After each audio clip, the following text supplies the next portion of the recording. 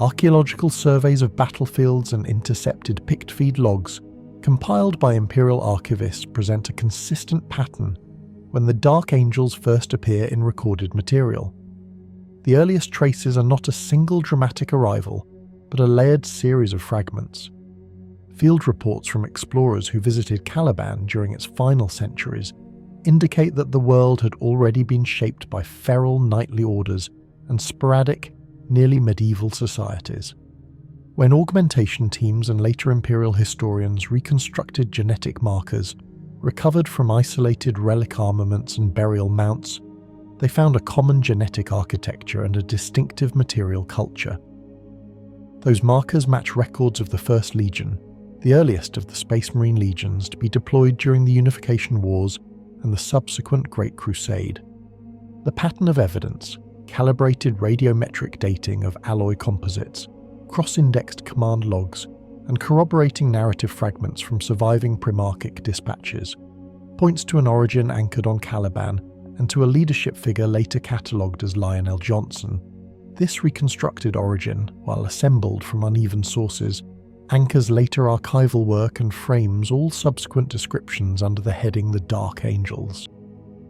The earliest administrative files that survived the Horus Heresy and subsequent purges describe the Dark Angels formally as the First Legion of 20 original Space Marine legions.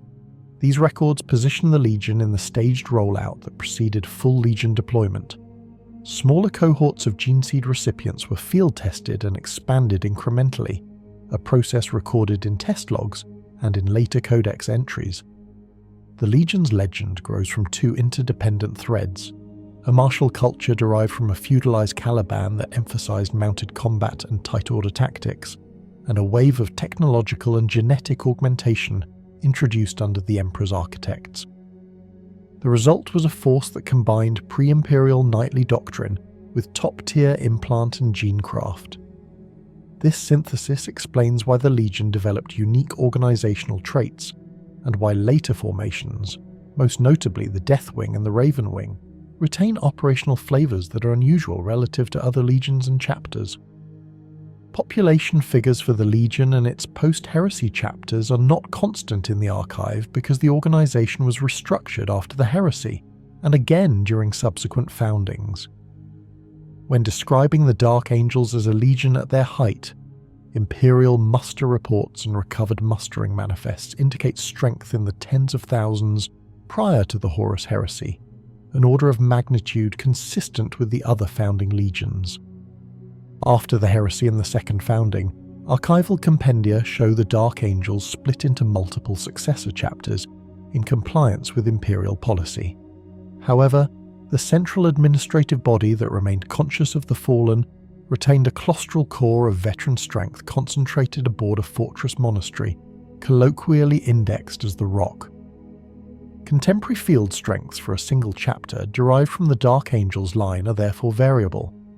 A canonical chapter's sanctioned complement remains 1,000 Space Marines on paper, but the Inner Circle and allied Unforgiven detachments draw veteran cadres and specialized companies beyond that single chapter tally when operations require them. These nuances have logistic implications that Imperial scribes flagged repeatedly. Supply manifests, gene seed allocations, and purge registers all diverge from the baseline chapter figure when the Inner Circle enacts clandestine hunts or full-scale expeditionary deployments. Descriptive averages for physical build and combat mass reflect both the applied genecraft and the equipment carried. Mature battle brothers of the Dark Angels, when measured out of armor and by pre-augmentation baseline, commonly register a standing height in the range approximately above 6 to 7 feet in height. These figures exclude power armor and therefore capture the enhanced physiological envelope resulting from gene seed modifications, myoma augmentations, and osseomuscular reinforcement. Combat mass varies widely depending on equipment state. An unarmored Marine may weigh between 350 kilograms and 450 kilograms when including heavy implants and reinforced skeleton, whereas mass in full plate, power armor plus bolter, auxiliary systems, and tactical stores regularly approaches 500 to 700 kilograms. Such ranges are consistent with field weighing records taken after combat retrievals, and they align with codex descriptions of Terminator variants and articulated combat suits. The visual impression recorded in pict feeds, towering, broad-shouldered figures in deep forest green and bone white, matches these biometric and equipment-derived figures. Where allowance for variance exists, it rests on differences in gene seed lineage, augmentation series, and individual augmentation history. Distinctive traits occupy both the physiological and the cultural domain. Physiologically, the Dark Angels share gene seed markers that produce a compact, dense musculature coupled to high bone density and a respiratory lung architecture adapted for extended exertion in both vacuum and atmospheres of reduced oxygen. These are not unique among the founding legions, but ancillary traits, subtle craniofacial broadening and a tendency for dark irises, are repeatedly noted in portraits and battlefield identifications. Culturally, the legion's defining trait is an enduring commitment to secrecy, paired with a penitential mandate, a collective institutional memory that consciously hides certain internal histories and simultaneously dedicates large resources to anonymous redress. This duality shapes recruitment, promotion, and ceremonial life. It also explains the specialized organizational split that divides their veterans into the Death Wing, heavy tactical Terminator forces specializing in siege and boarding actions, and the Raven Wing, fast, recon and strike-oriented wings built around grav taxis, all-terrain bikes and grav-mounted platforms. Where other chapters emphasize one operational preference, the Dark Angels preserve a binary operational doctrine that traces back to both the tactical needs of Caliban's contested woodlands and later doctrines refined under Lionel Jonson. Recruitment practices, as reconstructed from recovered muster files and interrogation transcripts, reflect the Legion's origin and its subsequent institutional conservatism. Early recruitment came from the feudal war orders of Caliban. Youths raised within knightly houses were tested for martial aptitude, loyalty, and genetic compatibility.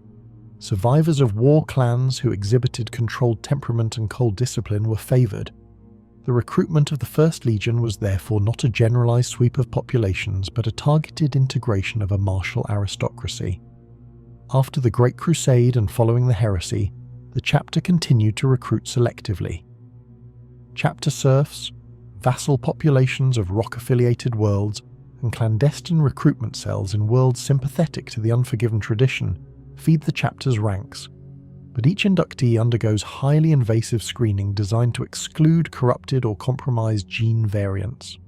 Internal documents show a layered consent protocol and a high attrition rate in induction trials. Files annotated by inner circle scribes repeatedly emphasize psychological resilience as highly weighted. In short, recruitment remains elite, selective, and controlled by a narrow institutional apparatus.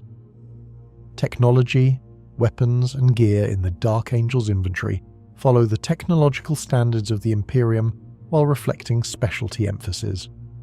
Primary small arms conform to standard bolter patterns and their chapter-specific variants. Records also note an unusually high incidence of master-crafted relics, hand-assembled storm bolters, halberds and ancient chain weapons recovered from Caliban and conserved within the chapter's vaults.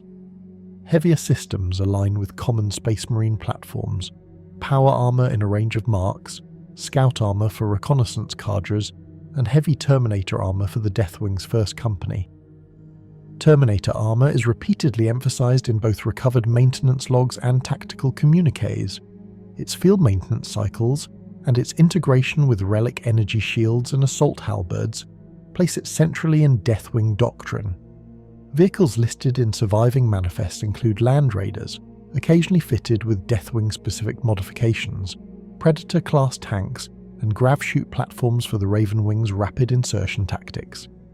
Grav bikes and grav chutes, noted in both codex supplements and eyewitness pict feeds, form the backbone of Raven Wing mobility.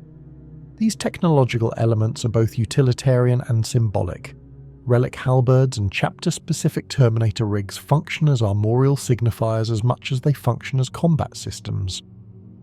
Operational doctrine, as established in pre-heresy dispatches and in subsequent codex entries, balances deliberate, heavy-hitting actions with rapid strike and reconnaissance. The Deathwing is structured to execute high-value, close-quarters objectives and to provide heavily armoured spearheads for boarding or stronghold breaches. Deathwing units commonly operate in small, concentrated formations, supported by dreadnoughts and transport-capable Land Raider variants when strategic mobility is required.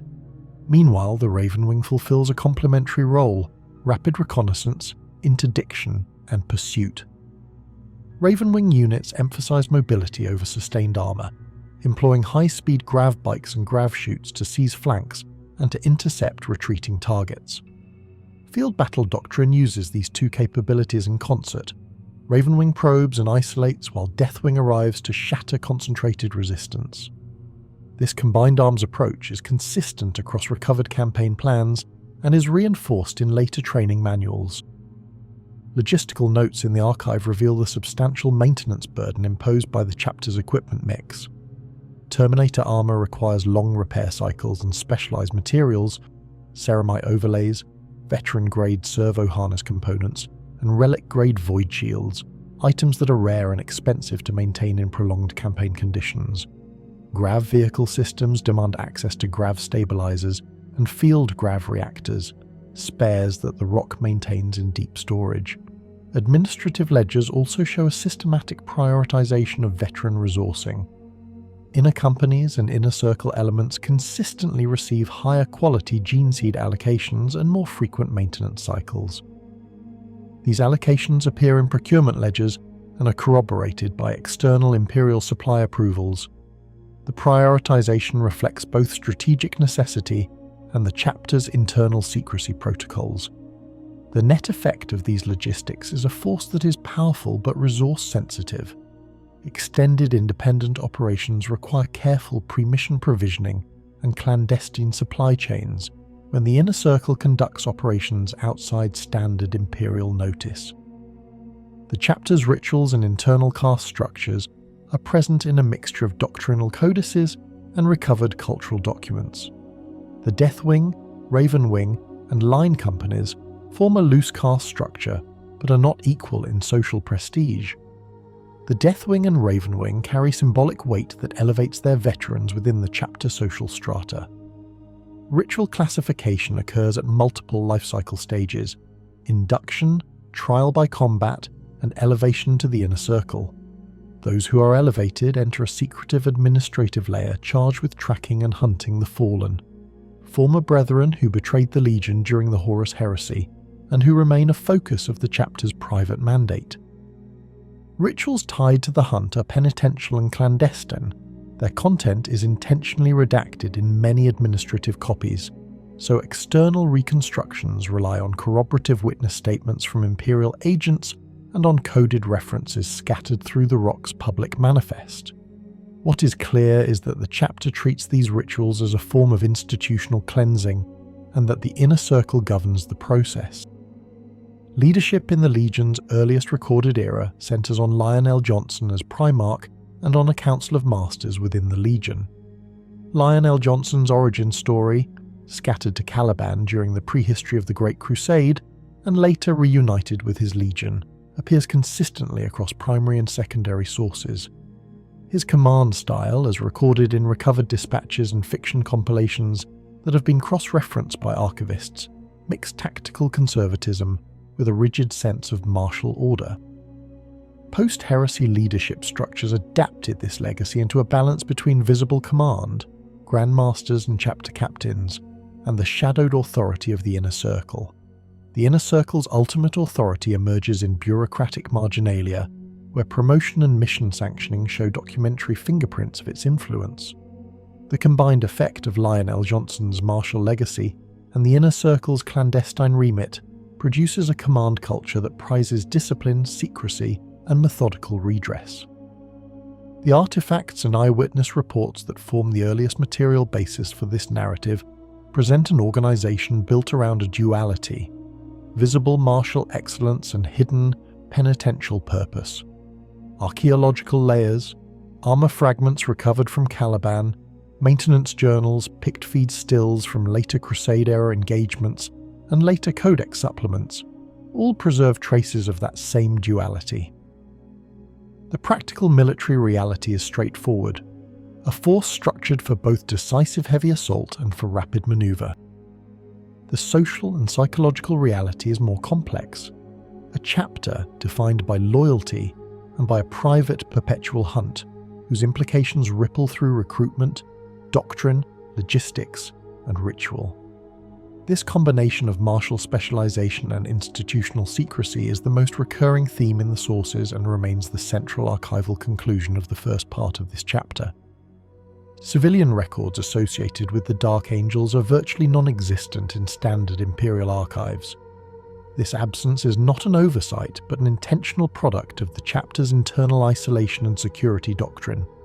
The Dark Angels maintain almost no visible civilian population directly tied to their fortress-monastery, the Rock.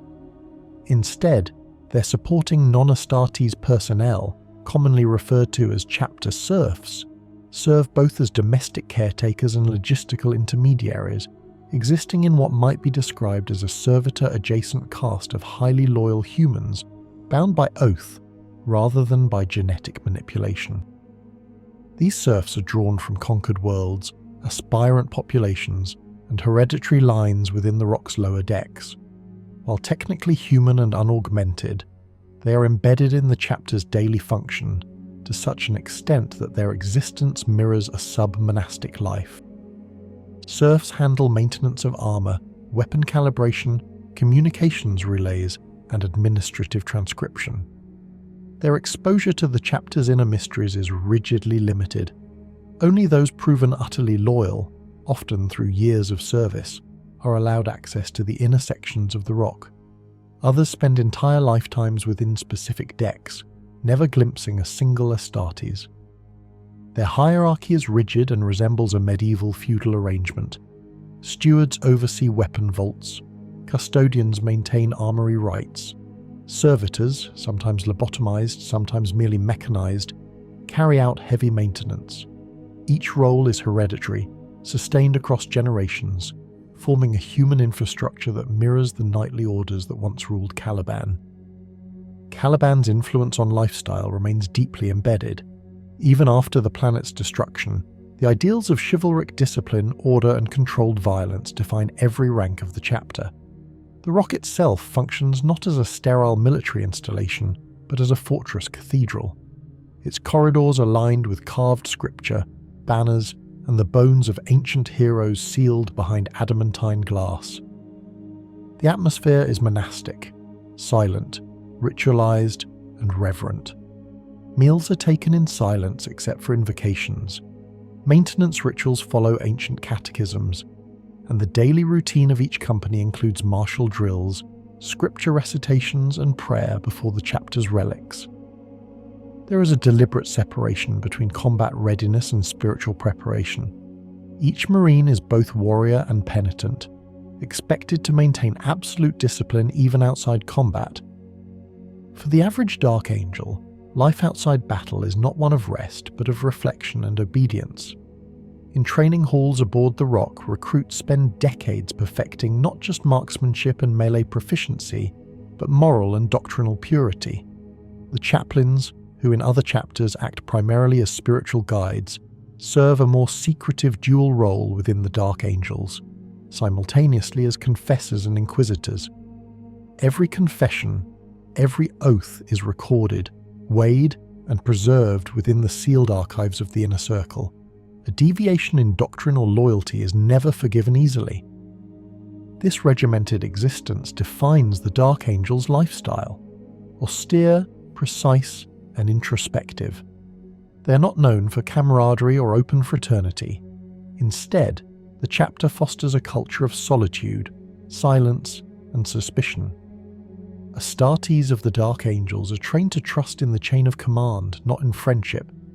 This is a remnant of their internal trauma dating back to the Horus Heresy and the fall of Caliban, a schism so deep that secrecy became a survival instinct. Where other chapters hold celebratory feasts after campaigns, the Dark Angels conduct silent vigils. Trophies from the battlefield are not displayed publicly. They are archived in sealed vaults, catalogued, and sometimes destroyed after evaluation. The emphasis is always on cleansing, not pride. Veterans describe the chapter's social atmosphere as heavy and introspective, where every act of valor is balanced by an awareness of ancient shame. The rituals of the Dark Angels are therefore less about celebration and more about repentance. Central among these is the Rite of Revelation, a ceremony through which a Marine may be inducted into the inner mysteries of the chapter, learning fragments of the truth about the fallen. This rite is performed within the deepest sanctums of the rock, witnessed only by the highest-ranking officers and chaplains. The inductee kneels before ancient relics, sometimes believed to contain fragments of Caliban's surface stone, and recites oaths of secrecy that bind him until death. Failure to uphold these oaths is considered an offence not only to the chapter, but to the memory of the lion himself. Lesser rituals permeate daily life. Before donning armour, every battle brother performs the Litany of Activation, a technical recitation directed both at the machine's spirit of the armour and at his own gene seed lineage. This dual-purpose ritual reinforces loyalty to both machine and memory, reflecting the hybrid spiritual-mechanical worldview of the Adeptus Astartes. The Litany of Silence is performed before entering combat, an acknowledgement of the burden of secrecy carried into every engagement. The chapter's ethics stem from three unspoken doctrines: secrecy is purity, loyalty is atonement, and the hunt never ends. These principles are never codified in text, but their presence is evident in every decision, command, and punishment. Secrecy is regarded as an act of faith, a sacred trust that maintains order and protects the chapter's honour. Loyalty is both upward and inward, loyalty to the Emperor, but equally to the hidden truth of the Legion's past. And the hunt, referring to the eternal pursuit of the fallen, is the chapter's moral axis. Every campaign, no matter how officially justified, may conceal a secondary objective: the capture, redemption, or elimination of one of the fallen. Ethically, this creates a dual morality. Outwardly, the Dark Angels operate within the moral framework of the Imperium, protecting humanity, purging heresy, enforcing the Emperor's will. Inwardly, however, they prioritize the containment of their own secret sin above all else. This can and has led to morally ambiguous acts: withdrawal from Imperial alliances without explanation, the silencing of witnesses, and covert operations conducted even against other Imperial forces. These actions are not seen internally as betrayal, but as necessity. The preservation of the chapter's soul outweighs the politics of the wider Imperium. Within the chapter, internal castes shape the flow of information and power. At the top is the Inner Circle, a secretive council composed of the Grand Master of the chapter, company masters, senior chaplains, interrogator chaplains, and a handful of other veterans granted access to the truth. Beneath them, each company functions with near autonomy, commanded by a master who may or may not be fully aware of the fallen's existence. Knowledge is stratified deliberately, each layer knows only what it must. Below the company level, squads operate under sergeants and veterans, whose authority is absolute within their operational parameters. Recruits, known as neophytes, occupy the lowest rung, undergoing years of physical and psychological conditioning before full ascension. The transition from neophyte to battle brother is both biological and spiritual. The implantation of gene seed organs coincides with ritual indoctrination into the chapter's dogma. Supporting all these layers are the chapter serfs, as previously noted, who exist as a parallel caste entirely subservient to the Astartes. Many are descendants of Calibanite bloodlines. Some bear tattoos or brands marking their allegiance. Though they lack augmentation, their devotion borders on fanaticism. In times of crisis, serfs may even serve as militia auxiliaries, armed with las guns and blessed munitions to defend the rock against boarding actions. The social structure of the Dark Angels can thus be visualized not as a pyramid, but as a sealed series of concentric circles. At the core lies the Inner Circle, whose members possess the full truth of the fallen. Surrounding them are successive rings of lesser knowledge. Company masters, captains, veterans, battle brothers, serfs, and finally the outside world. Each ring knows less than the one before it, but all are bound by the same code of silence. The result is a hierarchy where obedience flows inward and truth never flows outward. This structure extends into the chapter's leadership model, which is both conventional and uniquely secretive. At its head is the Supreme Grand Master, the equivalent of a chapter master in other Space Marine organizations. Historically, this title has been held by Azrael, one of the most disciplined and calculating commanders of the era. His leadership exemplifies the chapter's dual nature. He is both a public figure, recognized by the Imperium as the chapter's formal head, and a shadow administrator managing the secretive operations of the Unforgiven. Beneath the Grand Master are the masters of the companies, each commanding one of the chapter's 10 primary companies. The first company, the Deathwing, serves as both the elite strike force and the sanctified bodyguard of the chapter's leadership. Only those who have been initiated into the deepest mysteries of the Fallen may join the Deathwing. They wear bone-white Terminator armor, symbolizing both purity and penitence. The second company, the Raven Wing, operates as the chapter's reconnaissance and pursuit arm, commanded by a master who is also privy to certain fragments of the Fallen's truth. The remaining companies, 3rd through 10th, serve conventional battlefield roles: line companies, reserve formations, and specialized contingents. Outside this visible structure, however, lies the true hierarchy, the inner circle. Within it, the interrogator chaplains hold unparalleled authority. They oversee the capture and interrogation of the fallen, conducting secret rites that blur the boundary between confession and torture. Their word is law, even over company masters, when dealing with matters of the hunt. Records from the Adeptus Administratum occasionally note sudden and unexplained disappearances of prisoners during campaigns involving the Dark Angels. These correlate with confirmed instances of fallen activity, suggesting that such extractions are coordinated by interrogator chaplains with inner circle sanction. It is important to emphasize that leadership among the Dark Angels is not charismatic in nature. While many chapters are inspired by the personalities of their masters, the Dark Angels revere office and duty more than individuals. Each leader is a custodian of a legacy, not a personal hero. This depersonalized command culture ensures continuity. Loyalty is to the chapter, not to the man. Even the memory of their Primarch, Lionel Jonson, is treated with detached reverence rather than worship. His teachings are doctrine, his disappearance, a mystery to be endured in silence. Internally, authority is enforced through fear, not of punishment but of dishonor. To fail is not merely to disobey, it is to endanger the chapter's secrecy. Failure may result in reassignment to penitential duties, often within the Deathwing or the monastery's deepest vaults. Some records hint that Marines who falter in faith are inducted into silent service, becoming guardians or executioners, forever stripped of identity. This method of discipline reinforces loyalty through erasure. Obedience becomes a form of survival. The result of all this is a chapter whose civilian and military life are inseparable. There is no distinction between the Dark Angels as soldiers and as monks.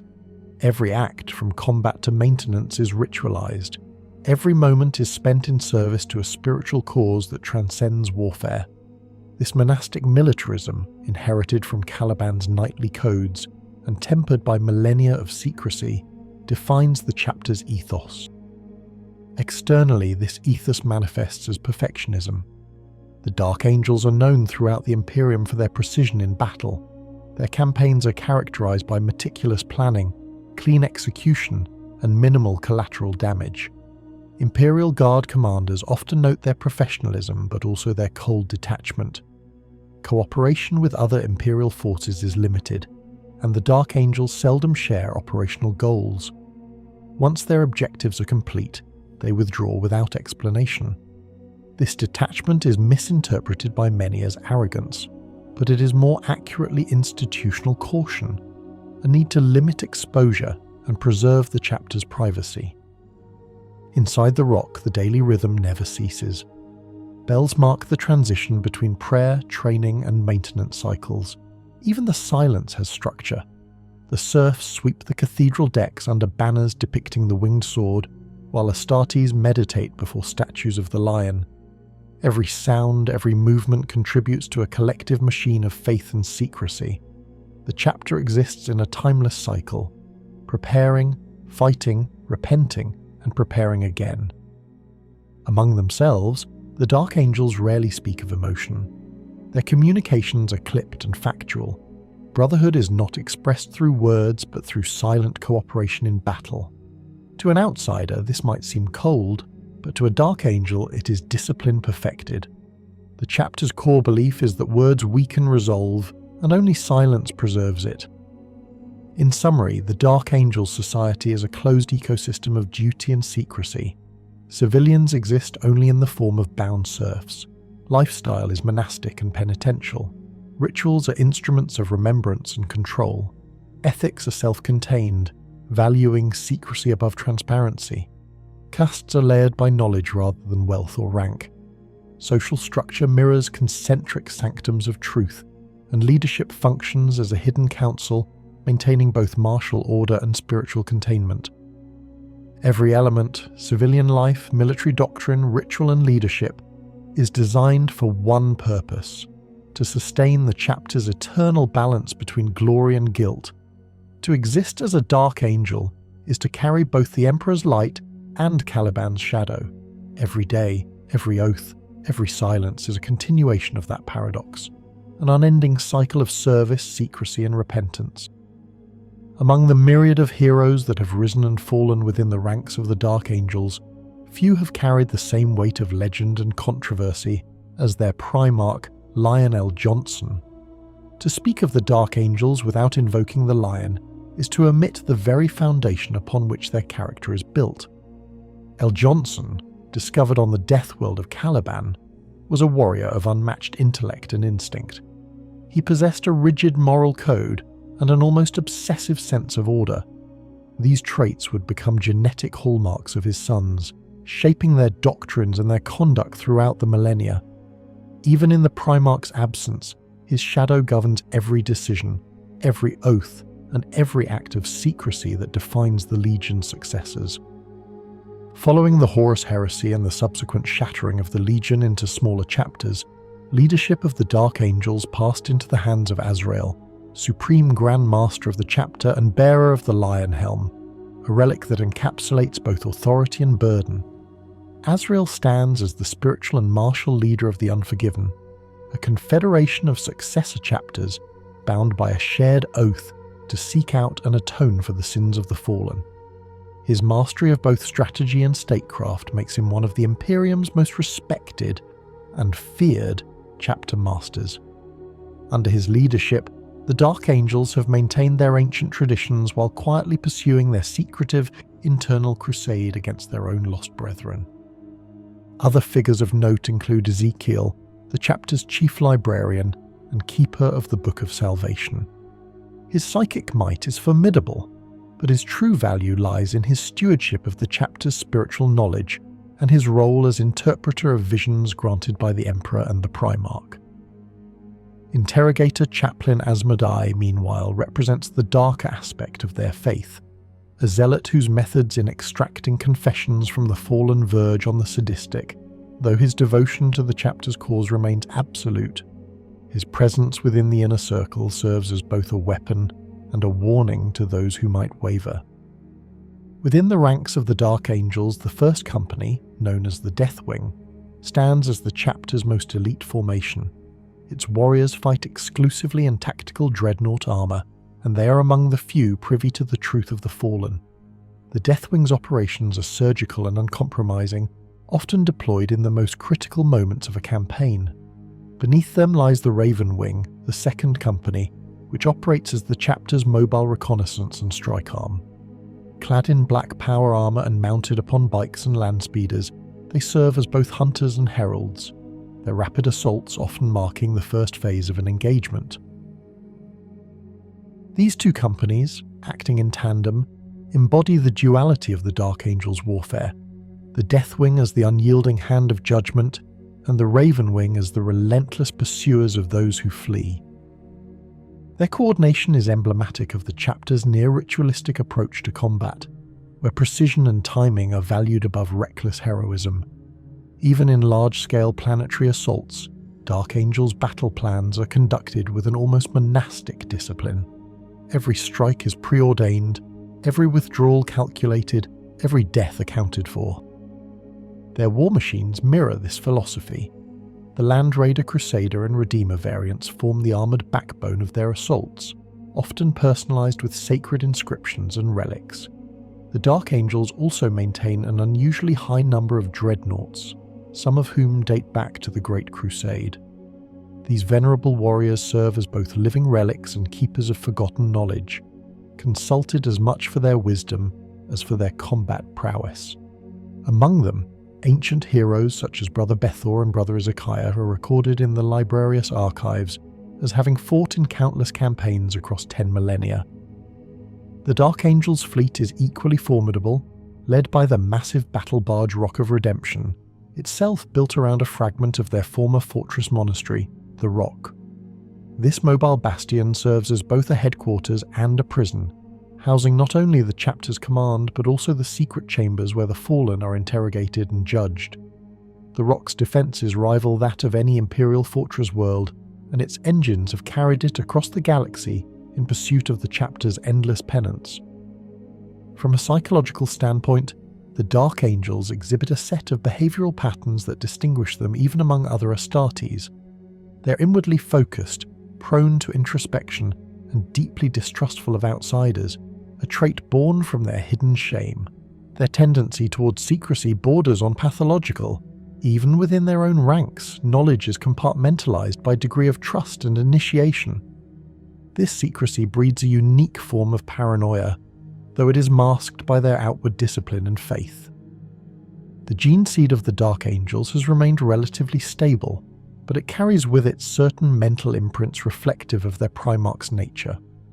The Sons of the Lion are highly analytical, capable of both grand strategy and precise tactical execution. They rarely exhibit impulsive aggression, preferring control and calculated dominance. Yet beneath this veneer lies a suppressed fear, the dread of discovery, of the Imperium learning the full truth of the fallen. This manifests as a near-fanatical adherence to protocol and a reflexive defensiveness when questioned. Their interactions with other chapters and Imperial institutions often appear cold and formal. To the uninitiated, the Dark Angel's aloofness may seem like arrogance, but it is in fact self-preservation. They maintain a delicate balance between fulfilling their duties to the Imperium and protecting their secret from it. Even among the Inquisition, few have ever been granted unrestricted access to the Rock or the chapter's inner operations. The consequences for such intrusion are severe and final. In warfare, Dark Angels show little emotion, their demeanour more akin to that of executioners than soldiers. They do not seek glory, nor do they indulge in the camaraderie common among other Space Marine chapters. Each battle is treated as a sacred function, another step toward absolution for ancient sins. This detachment, combined with their fanatical commitment to the hunt for the fallen, gives rise to an unsettling aura. To fight beside the Dark Angels is to stand beside warriors who seem both noble and haunted, paragons of order, yet bound by ghosts no one else can see. And yet, for all their secrecy and guilt, the Dark Angels remain one of the Imperium's most reliable defenders. When they take to the field, their efficiency is absolute, their resolve unbreakable. The Lion's Sons may be driven by motives few can comprehend, but their results are beyond question. Whether fighting orcs on the galactic rim or heretics within the Segmentum Solar, the Dark Angels deliver victory with the same quiet, inexorable force that has defined them since the dawn of the Imperium. Their legacy, much like their Primarch's memory, endures in shadow, unyielding, eternal, and forever unconfessed. In the countless archives of the Imperium, few Astartes chapters inspire as much administrative speculation and mechanicus scrutiny as the Dark Angels. From the perspective of the Adeptus Administratum, they represent a bureaucratic anomaly, compliant in form but opaque in substance. From the perspective of the Adeptus Mechanicus, They are an enigma of maintenance efficiency, possessing relics and operational patterns that suggest access to technologies beyond what is publicly sanctioned. The Dark Angels fulfill their tithes, respond to Imperial summons, and deliver results on the battlefield that meet or exceed strategic expectations.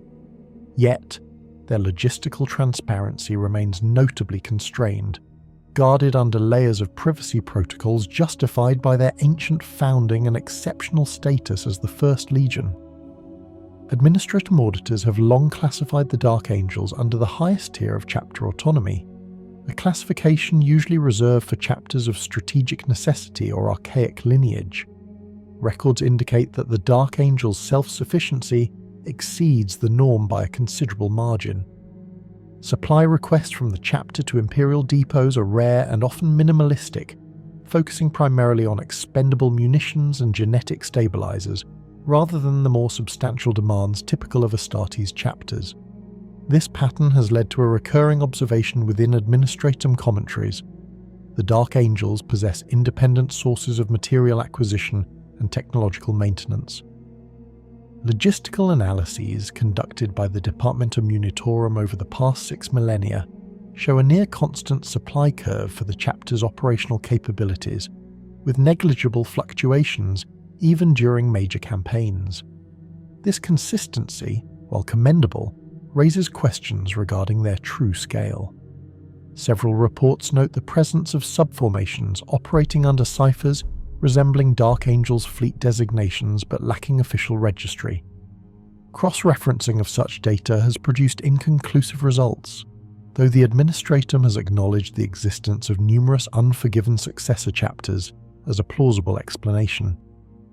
Nonetheless, some theorists within the Bureau of Chapter Compliance argue that the total number of recorded Unforgiven deployments statistically exceeds the expected combat output of their declared manpower, implying that either the Unforgiven operate with concealed reinforcement systems or the Dark Angels maintain hidden reserve forces outside standard codex enumeration.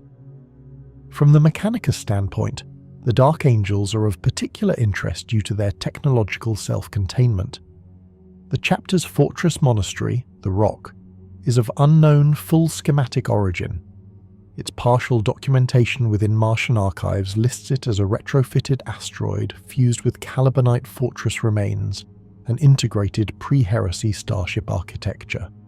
However, sensor logs from joint Mechanicus operations indicate internal energy signatures consistent with Archaeotech reactors, designs predating the standard template construct era.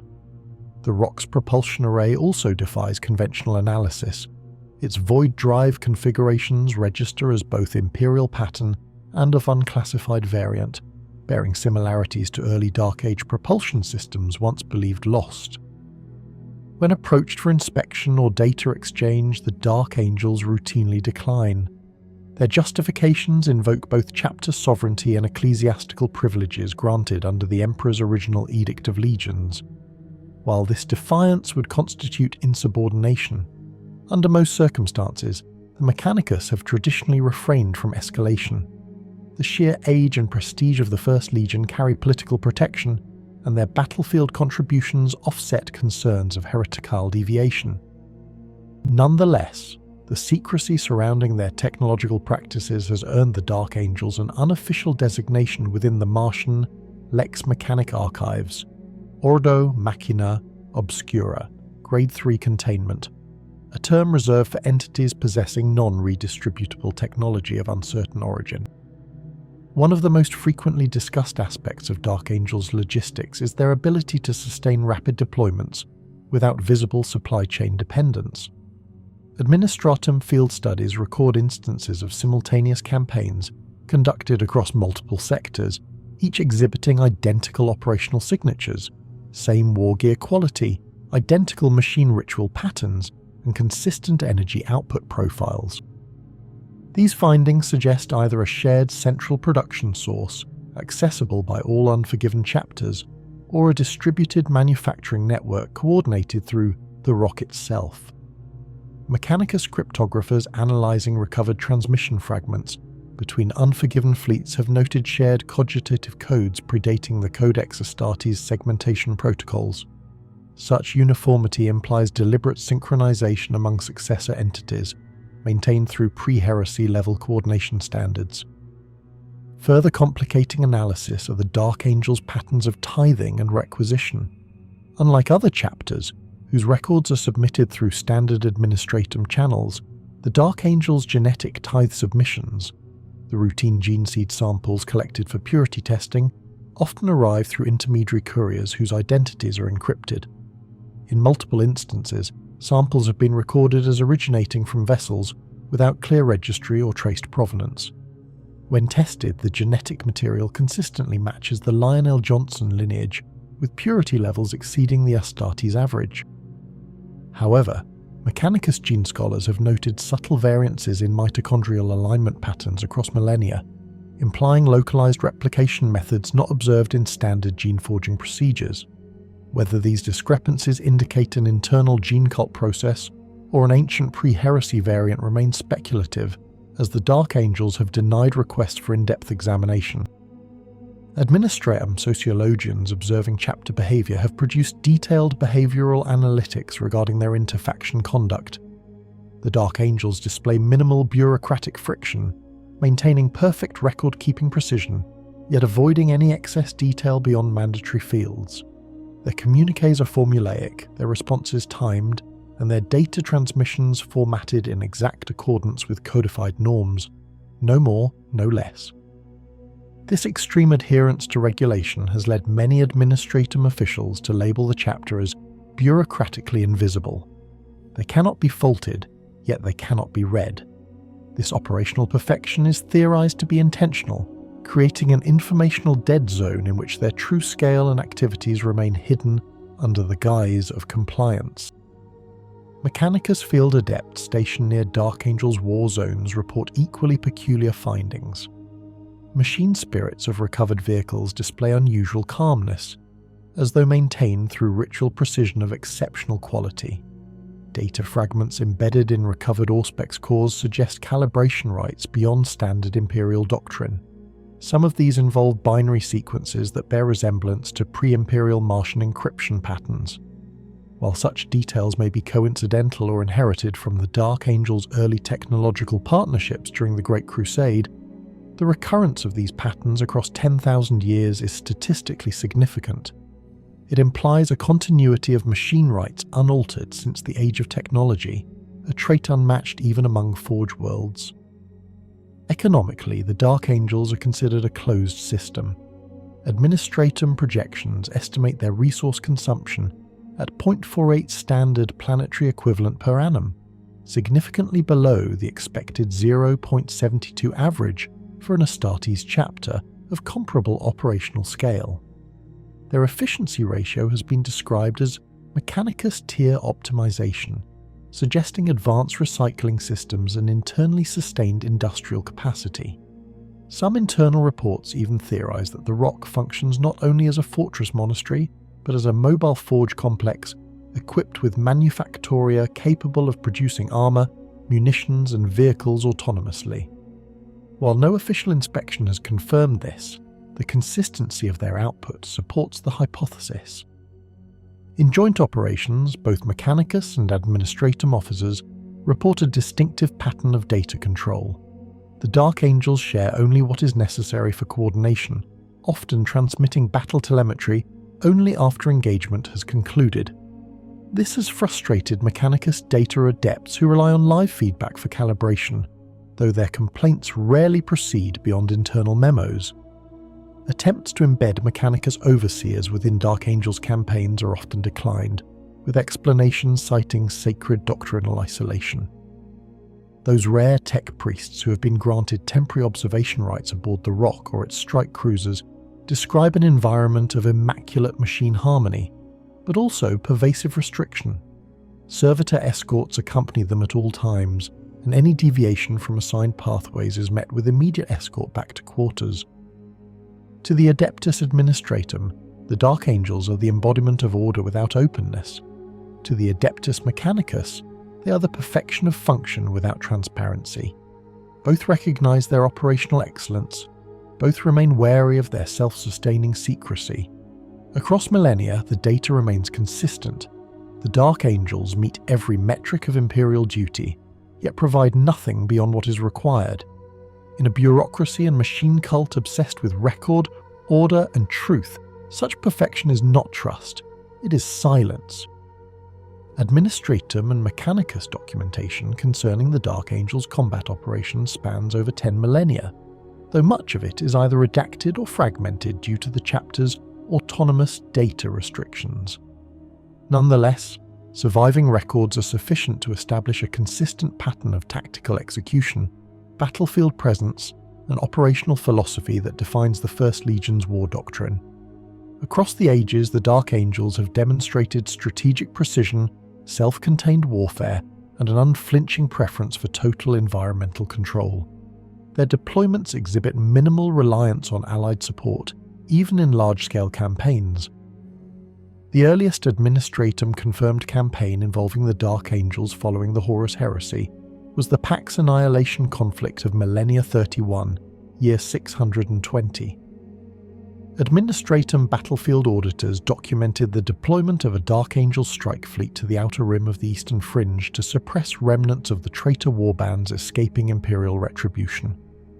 Mechanicus data recovered from that engagement indicates multi-vector orbital assaults coordinated to a degree unmatched by other Astartes chapters at the time.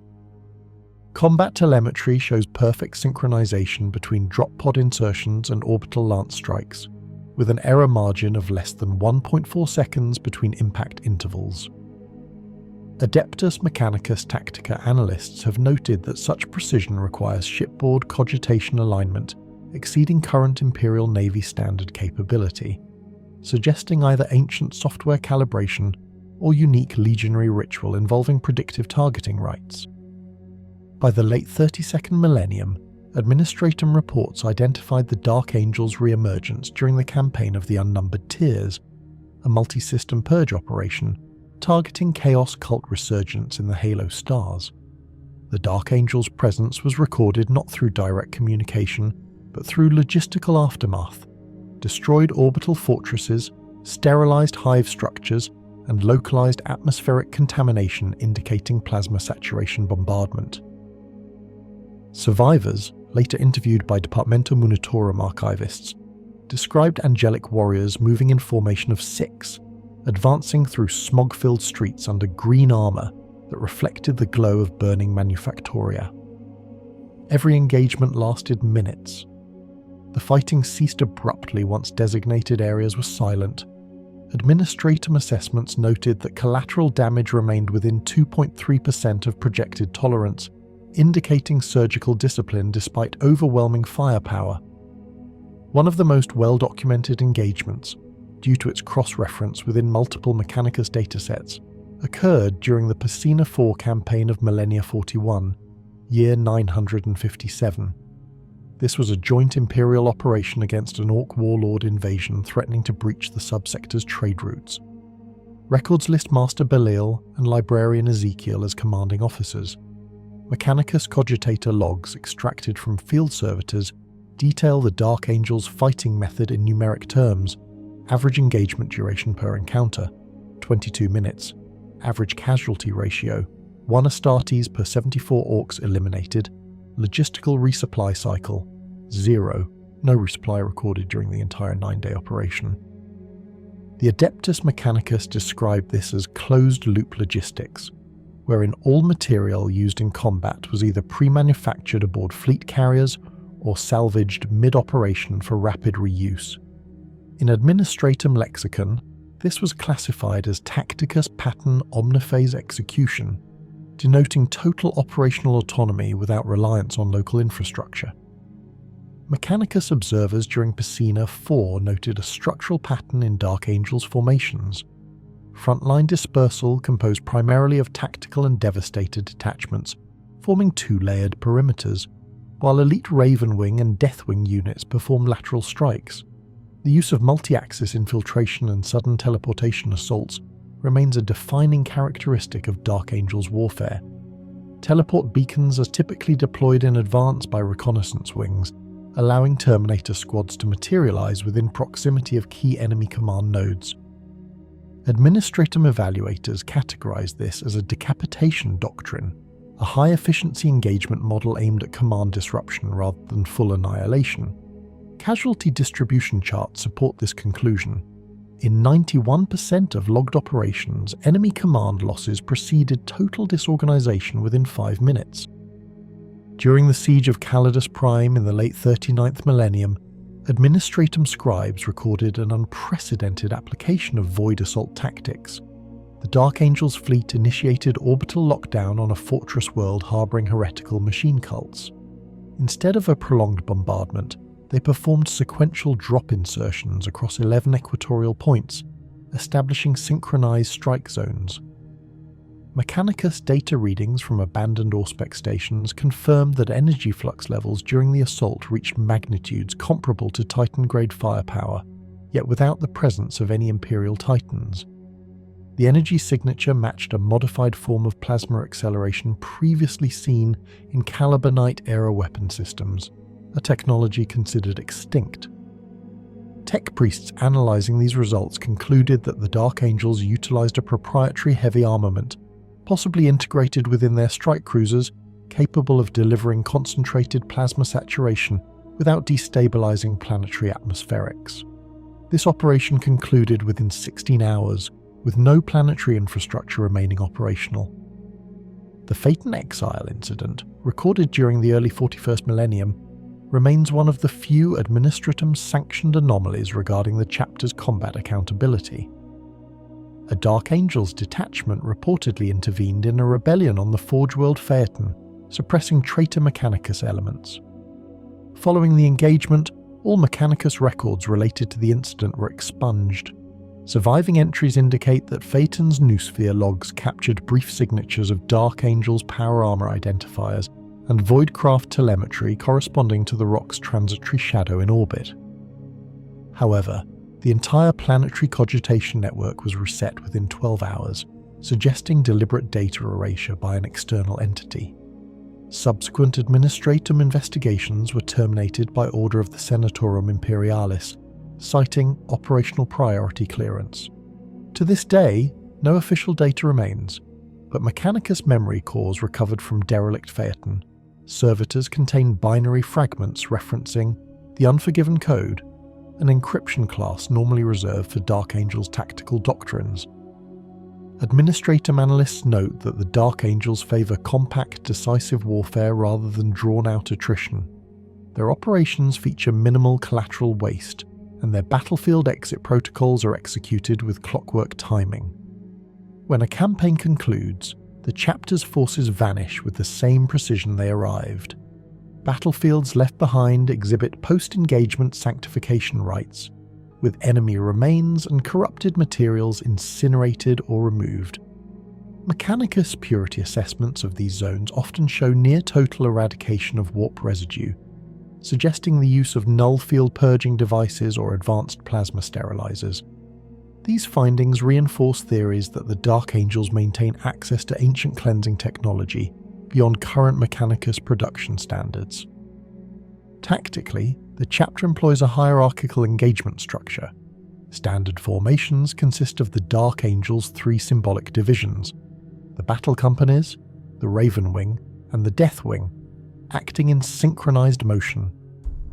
Administratum reports compare this to a trifold operational hierarchy: reconnaissance, execution, and termination.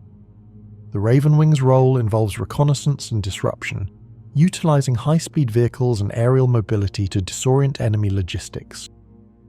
The Death Wing serves as the core shock force, descending through teleportation or drop insertion to execute command eradication. The battle companies maintain containment and reinforcement positions, ensuring no enemy escape. Mechanicus observers categorize this triphase system as Tacticus Tria Corona, a structure optimized for simultaneous precision, speed, and impact. Among notable later engagements, the defense of Pacina II in Millennia 41, year 960, is widely referenced within Administratum teaching archives as a case study of post-Heresy Astartes adaptability. Here, the Dark Angels faced an Orc war led by warboss Ghazghkull Thraker himself. Mechanicus recordings from orbiting relay stations document multi-layered battle geometry. Over 200 discrete movement vectors tracked simultaneously, forming a three-dimensional combat grid. The Dark Angels operated within this grid using predictive cogitator analysis, engaging the Orcs at calculated intersections to prevent momentum buildup. Their coordination achieved a 97% containment efficiency before planetary withdrawal. Despite victory, subsequent data revisions show that portions of the recorded transmissions were deleted post-engagement, consistent with Dark Angels' data control practices. The Tharsis Uprising in Millennia 41, year 984, illustrates the Dark Angels' approach to insurgency warfare. Administratum field logs note that the chapter's detachment deployed under assumed command authority of local planetary governors, a rare bureaucratic irregularity. Over 12 planetary days, the Dark Angels neutralized the rebellion through infiltration and surgical executions rather than open battle. Only after the planet was declared pacified did Administratum registrars discover that no communication records existed confirming any formal deployment orders. The Mechanicus post-action examination of the planet's infrastructure revealed complete deactivation of heretical data relays and neutralization of all non-standard machine cult shrines. To this day, the event is cited as an example of operational self-command, where a chapter conducts war independently of imperial sanction, justified retrospectively through victory. From the Mechanicus analytical perspective, the Dark Angels' fighting style reveals several consistent machine metrics. First, their engagement to withdrawal ratio averages 1.03 hours per operation, far shorter than the Astartes average of 3.4 hours. Second, their ammunition efficiency exceeds standard Astartes ratios by 21%. Third, their armor integrity retention rate, a measure of how often power armor returns from combat undamaged, averages 74%, indicating extreme discipline in exposure management. These values collectively suggest a chapter whose strategic philosophy emphasizes control, precision, and premeditated dominance rather than brute attrition. Administratum and Mechanicus tacticians analyzing these data patterns describe the Dark Angels as practitioners of surgical silence warfare. They strike without declaration, complete objectives with statistical perfection, and erase their own digital trace once victory is secured. From the bureaucratic perspective, this renders them reliable, yet unpredictable. Entities whose loyalty is absolute, but whose methods remain inscrutable. In official language, the Departmentum Muntorum defines them as self-correcting strategic instruments. In closing, the Adeptus Administratum recognizes the Dark Angels as one of the most efficient chapters in the Imperium's recorded history. The Adeptus Mechanicus, though denied full access to their data, confirms their operational superiority through empirical observation, yet both institutions remain aware of a shared truth. Beneath their precision lies a secrecy that transforms every battle into both a victory and an unanswered question. Among the fragmented records of imperial wars where the Dark Angels have appeared, few are ever accompanied by first-hand accounts. The First Legion operates with a precision and secrecy that naturally filters what survives into official archives. The few witness testimonies that exist, from guardsmen, Mechanicus, logisticians, and even planetary governors, are treated less as reports and more as distortions of reality.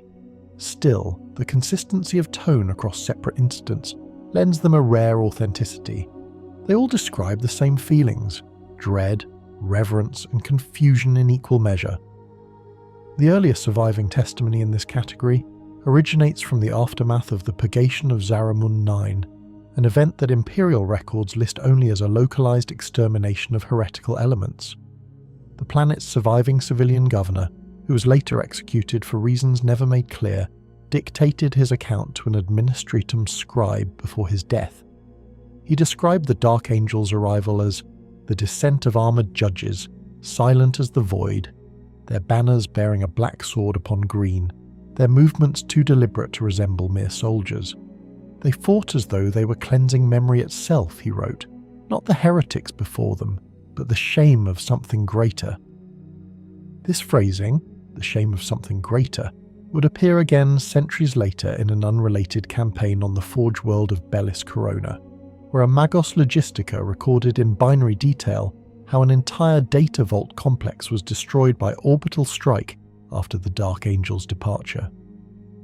The Magos remarked on the irrationality of the decision. No chaos taint had been detected, no visible malfunction reported. Yet, the angels had declared purification protocols and demanded immediate silence from all non-Astartes present. Afterward, they refused to communicate any justification. The Magos report was later redacted in full by order of the Inquisition, marked only with the sigil in absolution, closed file. When civilian witnesses describe encounters with the Dark Angels, they often use theological language rather than military terminology. On Cythera Prime, for example, a population of manufacturum labourers who survived a brief siege described angels cloaked in green fire descending to burn the sinners. They claim these figures vanished, as if folded into the air. When the administratum later deployed regimental officers to question them, none of the surviving citizens could recall the details of the battle itself, only the visual impression of the angels' arrival and departure. The official report lists their testimonies as mass trauma-induced delusion. But within the broader body of Imperial witness accounts, a pattern emerges. Civilians perceive the Dark Angels as divine or supernatural entities, while military witnesses record them as tactically flawless and socially opaque. Both perspectives reinforce the same truth. The Legion's presence feels fundamentally inhuman. Their interactions with other Imperial forces are minimal, and often conducted through intermediaries known only as interrogator chaplains. These individuals are described as both terrifying and mesmerizing, their black armor bearing bone-colored insignias and their voices filtered through vox chant, every word pronounced with the gravity of a confession. A guardsman from the Tanith 6th Infantry, one of the rare survivors of a joint operation on the world of Vandros, described the angels' demeanor in his post-campaign debriefing. They moved among us like statues that had learned to kill. You never see their faces, never hear their laughter, never feel them rest. When they pass, you smell machine oil and ozone. When they speak, it's like they already know how the story ends. He went on to describe how one of his comrades had been seized by the angels during the cleanup phase, a sergeant accused of witnessing something not meant for mortal understanding. The guardsman reported hearing screams echoing from a dropship before it took off, never to return. The incident was not logged in any official combat report, yet several other units filed matching testimonies. The records were sealed under the authority of the Ordo Hereticus. In nearly all engagements involving the Dark Angels, the aftermath follows a strict pattern of control and deletion. Data, witnesses, and material evidence are routinely destroyed, leaving behind nothing but sanctioned accounts. Administratum records describe it as Operation Clean Slate, though whether this is an official Dark Angels term or a bureaucratic label is uncertain. Following their withdrawal from Therax's system, an Administratum Logistics official recorded the following internal note. Planetary Vox archives purged, autoscribes dismantled, no surviving picked captures. The Angels issued no orders to civilian authorities before departure, they simply left. Whatever they fought, we have no record it existed. But something in the air feels emptier now, as though a story was erased mid-sentence. On Narcissus 4, a mining world afflicted by chaos insurgency, the aftermath was more quantifiable. The Dark Angels engaged in a brutal surface war for 3 standard days, during which orbital monitoring recorded precise grid-based exterminations. Entire mining sectors were bombarded with plasma artillery, yet the Angels themselves were recorded entering only certain caverns, not the enemy-occupied ones, but sealed tunnels marked on old Administratum blueprints as pre-Imperial. When Imperial forces later retook the planet, they found nothing in those tunnels except scorched metal and melted icons. The Inquisition later classified those tunnels as sites of potential pre-heresy origin. what the angels had destroyed there remains unknown. From a Mechanicus standpoint, the Dark Angels' operational footprint is uniquely frustrating.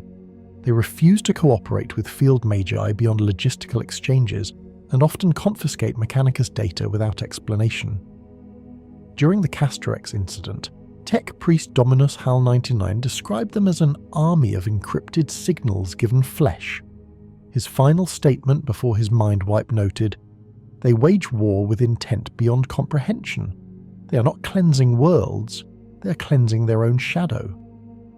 Even when Mechanicus observers are permitted to record their operations, anomalies follow.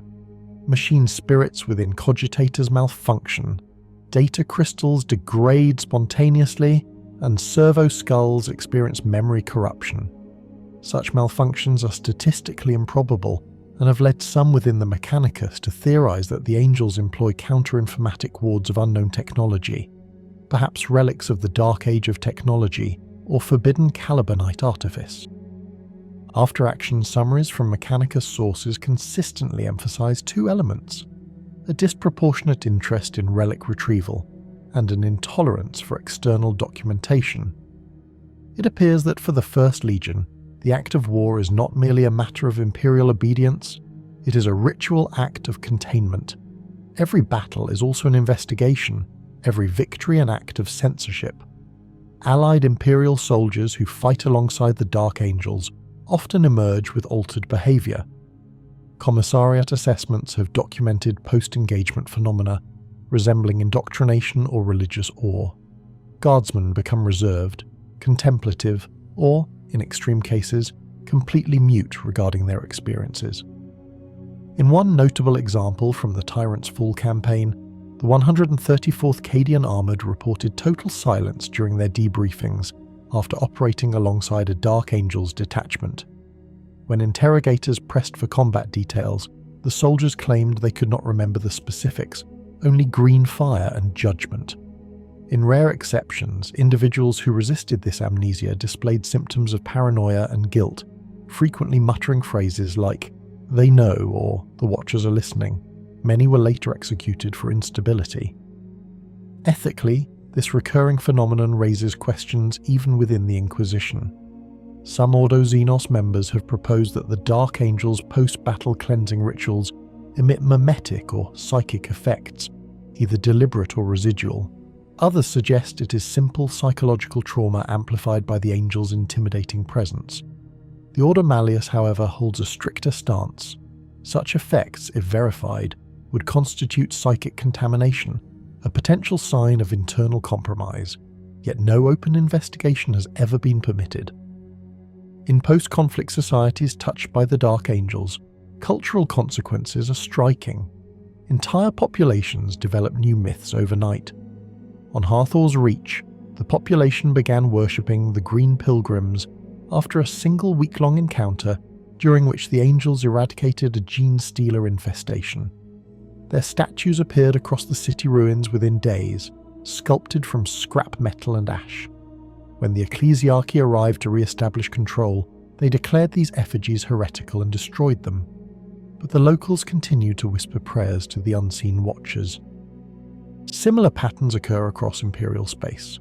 Wherever the Dark Angels intervene, human populations instinctively mythologize them. The secrecy meant to protect the chapter's internal truth paradoxically amplifies their mythic aura. In the absence of facts, faith fills the vacuum. Adeptus Administratum sociologists, those few permitted to record such things, refer to this as the Calibanite shadow effect, a term for the sociological afterimage the Dark Angels leave behind. Populations affected by their presence exhibit an increase in obedience, fatalism, and religiosity for several decades. It is theorized that the mere encounter with such silent, judgmental power reinforces imperial dogma more effectively than any sermon. Among the ecclesiarchy, personal testimonies paint the Dark Angels as divine arbiters. One missionary stationed on Bastion Foros described a haunting encounter. "I looked into the visor of one. I saw no man, only reflection, my own face, and behind it something vast. They are what happens when faith becomes iron. Another priest, later declared heretical for his unorthodox writings, claimed that the Dark Angels were the Emperor's punishment given shape, neither loyal nor fallen, but forever paying in silence. His texts were banned but preserved in the private archives of the Ordo Astartes for analysis. Even ordinary pilgrims who glimpse the angels during planetary defense speak of a contradictory impression, fear mixed with comfort, as if judged and spared simultaneously. The consistent emotional tone across all classes of witnesses, awe, guilt, and confusion, suggests that the Dark Angel's psychological effect is intentional. They operate not merely as warriors, but as instruments of moral intimidation. Official inquisitorial archives contain a sparse selection of verified eyewitness statements, often heavily redacted. In the Crydon extermination files, an Ordo Hereticus interrogator describes interviewing a guardsman rescued by the Dark Angels after a demonic incursion.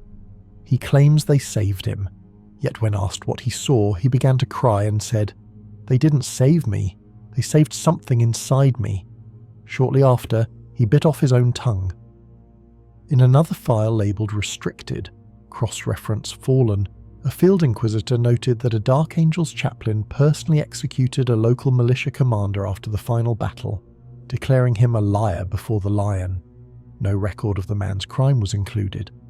When questioned by the inquisitor, the chaplain responded, "You have your secrets, Inquisitor, so do we." This recurring exchange, the quiet standoff between the Dark Angels and the Inquisition, represents one of the few open mysteries tolerated within imperial structure. Neither side intrudes too deeply into the other's secrets, bound by unspoken recognition of mutual necessity. What follows the departure of the Dark Angels is always silence. Worlds are purged, archives erased, and survivors unsettled. Yet paradoxically, imperial order often strengthens afterward. The absence they leave behind acts as an organizing force, as though humanity instinctively fills the void with renewed devotion.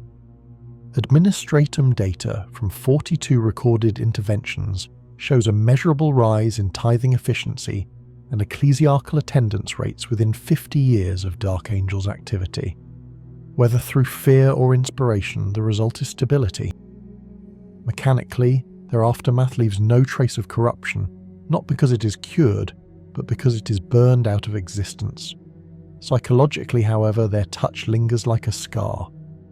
The Imperium remembers them not through stories, but through silence.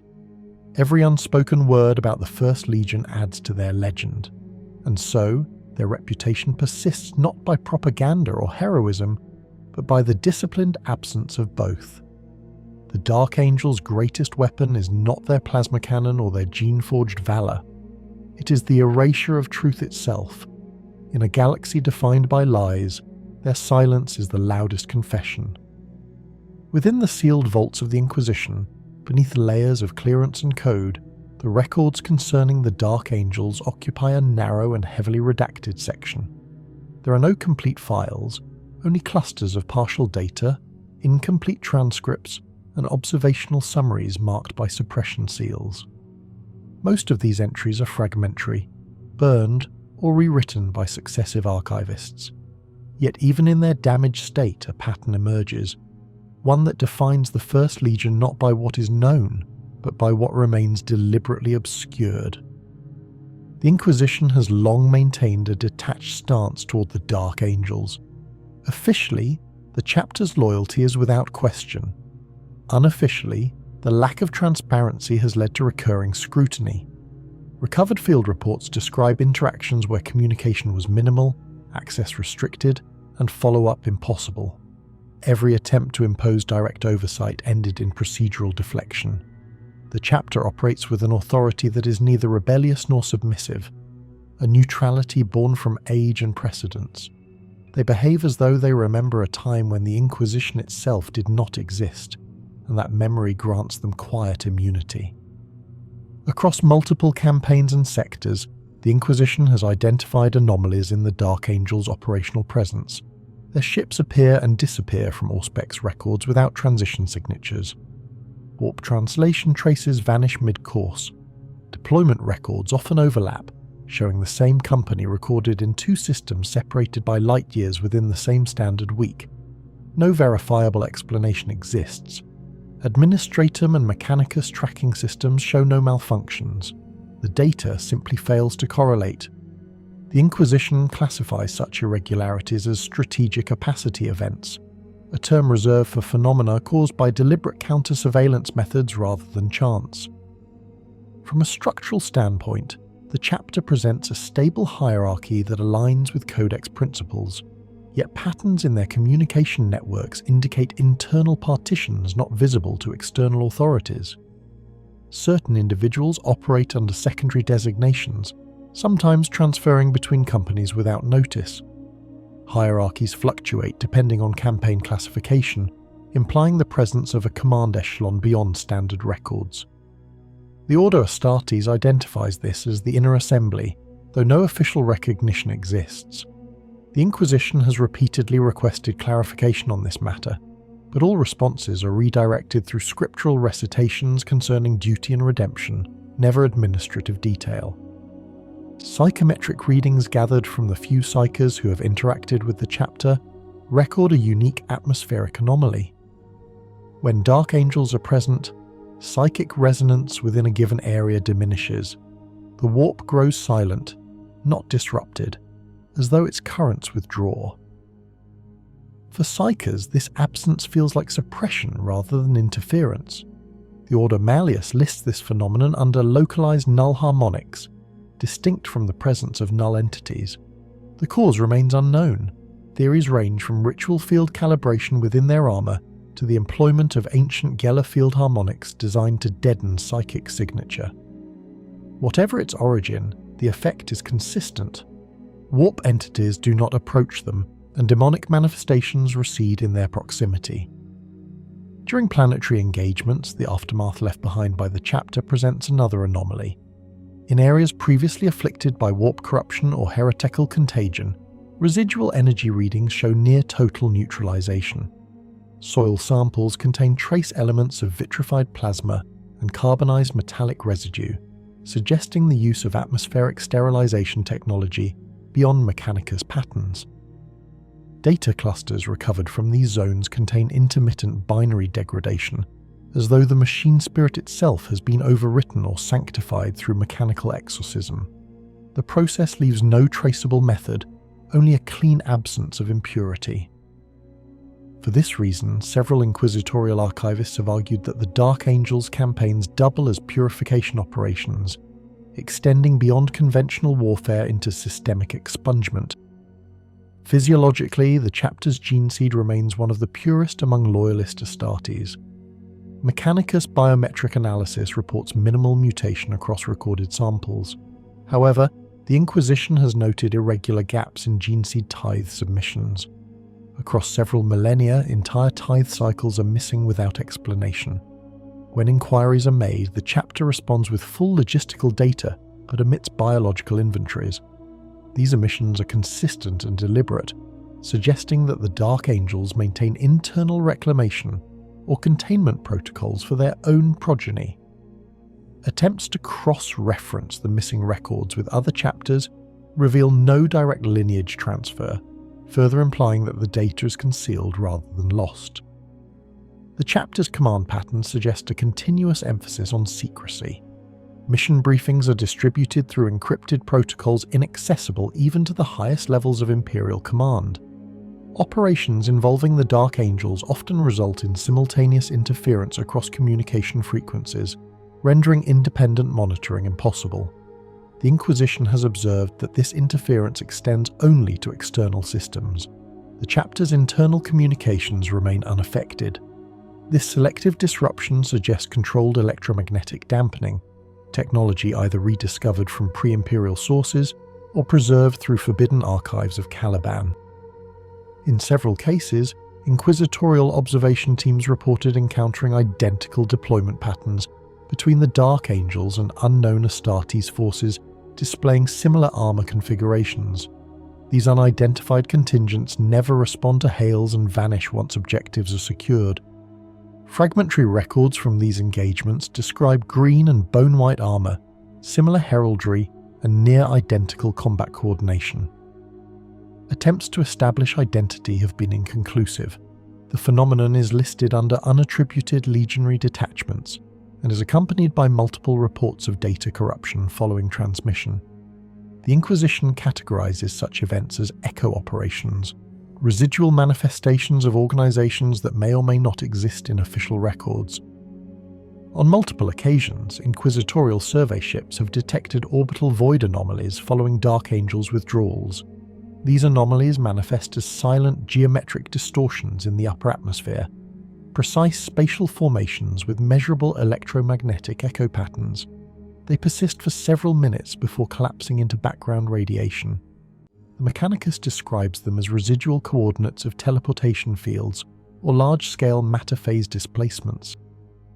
The most notable behavioral characteristic observed by the Inquisition is their silence. Dark Angels communicate with minimal expression, avoid extended dialogue, and respond to interrogation with procedural calm. Even under cooperative contexts, their answers are functional, devoid of elaboration. Reports note that their command personnel often speak as though reciting rehearsed liturgies, rather than engaging in discourse. Emotional display is nearly absent. The Order Psychologia classifies this demeanour as controlled detachment, possibly enforced through long-term conditioning or internal creed reinforcement. It is theorized that this uniform restraint functions as a collective defense mechanism, not only psychological but metaphysical, preserving operational secrecy even under psychic scrutiny. One Inquisition field analysis concludes that the Dark Angels exist in a state of permanent operational confession, a chapter continually atoning for an unrecorded act. Their behavior is not marked by rebellion, but by ritualized silence. Every maneuver, every campaign, every purge follows a structure resembling penance rather than conquest. They seek not only victory, but cleansing of themselves, their enemies, and the records that bear witness to either. For this reason, the Inquisition maintains a cautious stance. No formal accusations exist. None are likely to emerge. Every inquiry ends where it begins, in uncertainty. The Ordo Hereticus has debated repeatedly whether their secrecy constitutes a potential deviation. Each time, the conclusion remains the same, that their loyalty to the Emperor is absolute even if their motives are concealed within it. Over time, the consensus among inquisitorial analysts has become paradoxical. The more the Dark Angels conceal, the more the Imperium benefits from their concealment. Whatever they guard, it serves the throne indirectly, through efficiency and terror. The only constant across all observations is that wherever the First Legion fights, the outcome is always controlled, and the truth always withheld. The Inquisition's official summary closes with an uncharacteristically brief statement. The Dark Angels remain loyal, but loyalty, when absolute, can conceal as much as it preserves. Observation continues. There exist numerous fragments of data scattered across the archives of the Ordo Hereticus, detailing the Dark Angels' engagements throughout Imperial history. Yet, unlike the clear records of other Adeptus Astartes chapters, these fragments bear a pattern of absence, portions erased, timelines distorted, and reports sealed beyond the reach of most inquisitorial clearance levels. The data does not form a narrative of victory or defeat. It forms a shadow. Among the earliest such anomalies lies within the Tharsis Uprising, Millennia 39. Administratum logs confirm Dark Angel's presence for 23 solar days, followed by a mass vox silence across the sector. When communication was restored, the rebellion had been eliminated, planetary leadership replaced by Mechanicus appointees, and the entire population reclassified as civilian casualties due to non-compliance. No field reports, no death tolls, no vox transmissions, only an encrypted note added to the Inquisition's central archive. Compliance achieved, request no further inquiry. A similar silence accompanies the events at the Andronic Crusade. Several chapters reported to the same war zone, yet post-battle records show only Dark Angel's unit identifiers remaining on site after victory was declared. Witnesses from the Imperial Guard recall distant controlled detonations after the battle's conclusion. The terrain, once filled with Imperial fortifications, was later described as purified ground. No formal exterminatus order was ever logged. Across the following millennia, a consistent thread emerges, campaigns ending abruptly when the Dark Angels intervene, with the final data entries marked by irregular timestamps or classified seals. The Malachor Rift incident exemplifies this pattern. A massive warp incursion destabilized the sector. Astropathic communications were lost. 3 months later, the Dark Angels fleet translated from the Immaterium, bearing no external damage. The rift was stabilized, all Chaos signatures purged. But the accompanying Mechanicus survey teams recorded traces of unregistered plasma residue, identical to Dark Angels' war gear, deep within the bodies of Imperial auxiliaries. The data was later deleted from Mechanicus noospheres under chapter request. The sealed reports of the Cyclopean Wars provide another example. Among Ordo Xenos archives lies a reference to Operation Raziel. The entry is redacted, but the metadata reveals the presence of Unforgiven strike forces, accompanied by unidentified secondary units marked non-Imperial pattern. Some fragments imply coordinated maneuvers with forces visually resembling the Dark Angels, but bearing different heraldry, possibly the so-called successor chapters. The implication is disturbing, coordinated secrecy extending beyond a single chapter. Even more enigmatic are the sealed reports from the Foros campaign. The Dark Angels' participation is confirmed only through secondary documentation, fleet energy signatures, transponder codes, and void battle debris bearing their insignia. The campaign's aftermath includes the erasure of every Imperial planetary registry in the subsector. No living witnesses remain. The sector's current silence is total. The Inquisition's marginal note reads, "Purge complete. Do not attempt follow-up. Classification, sin of the first." These recurring anomalies are not restricted to the large-scale wars. Smaller encounters also carry strange patterns, records of Dark Angels operations that seem to involve the capture of isolated Imperial agents, rogue psychers, or unidentified entities of human origin. These individuals vanish without trace. In one case, the record states, Subject 731 relocated for judgment, chapter custody. The term chapter custody appears in several unrelated archives, always following unexplained disappearances. From a data perspective, the Dark Angels exhibit the cleanest record of victory among all Astartes chapters, yet beneath this statistical perfection lies evidence of self-censorship so severe it borders on institutional pathology. Their battle recordings are precise, but only up to a point, the point where ordinary wars become something else. That is where the data dies. Among sealed reports bearing the sigil of the Ordo Astartes, a fragment survives, a brief note written by an unidentified inquisitor. It reads simply, "They do not fight only the enemies of the Emperor. They fight to erase something we were never meant to know." The note's metadata suggests it was written within 30 minutes of the Inquisitor's death. His transport exploded in orbit over the planet known only as Carath Prime, which was later declared uninhabitable by the Dark Angel's own assessment. No planetary bombardment signatures were recorded. In the end, the anomalies are consistent, almost ritualistic in nature. The Dark Angels emerge from the warp. They fight with precision. They erase with silence. The aftermath is always the same. Scorched data, lost names, and the lingering scent of secrecy, heavy enough to distort even the most stable Vox relay. Within the Inquisition's private channels, some whisper that every sealed report is not merely a record of hidden sin, but part of an unending hunt, one that continues beneath the surface of every campaign where the Dark Angels tread, an unending war fought not only against the enemies of the Imperium, but against memory itself. The following assessment consolidates over 9 millennia of fragmented documentation concerning the First Legion, designated the Dark Angels. Analysis of compiled reports, battle records, recovered Mechanicus data, and psychic transcripts suggests that the chapter operates under a layered hierarchy of knowledge and intent, far deeper than that of conventional Astartes formations.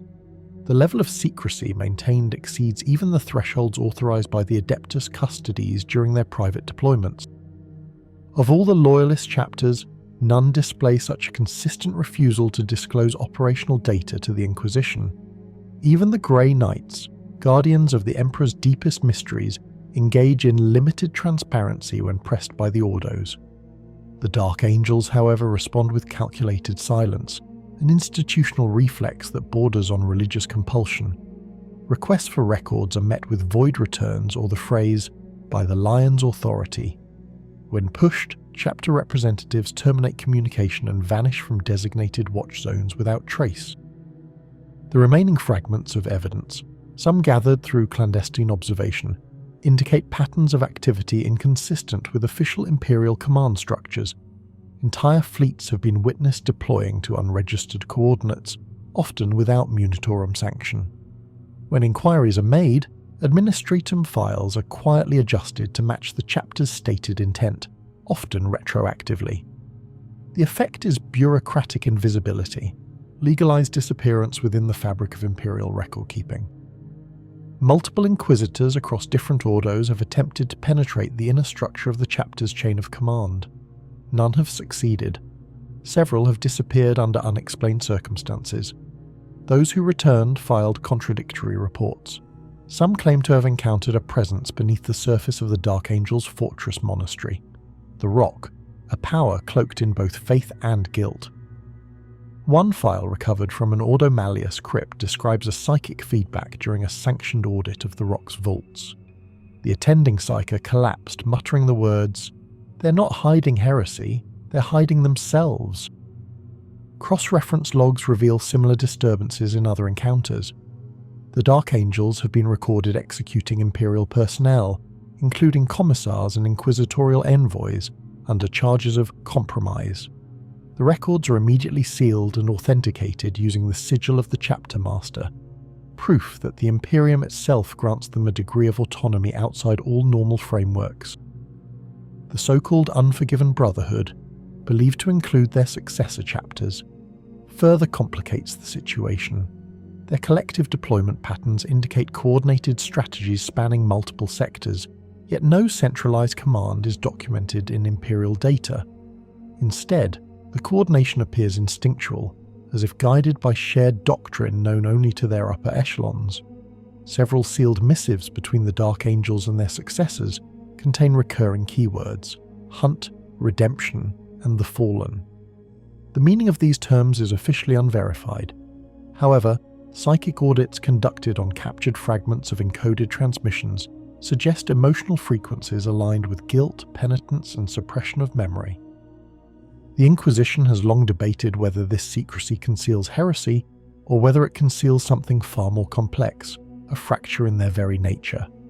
No evidence exists of chaos taint, yet the level of internal secrecy surpasses that of any loyal chapter.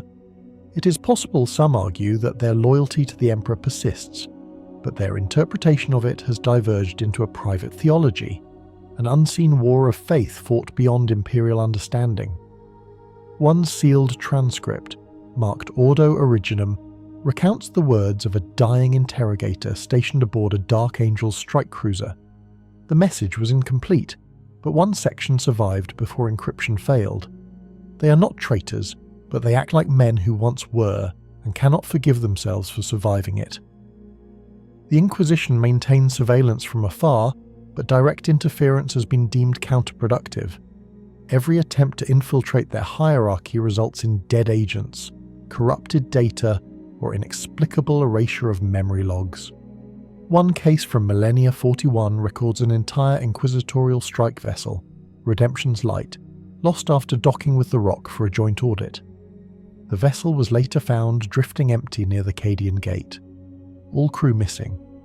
Vox records overwritten with choir-like murmuring repeating the phrase, "He still judges us."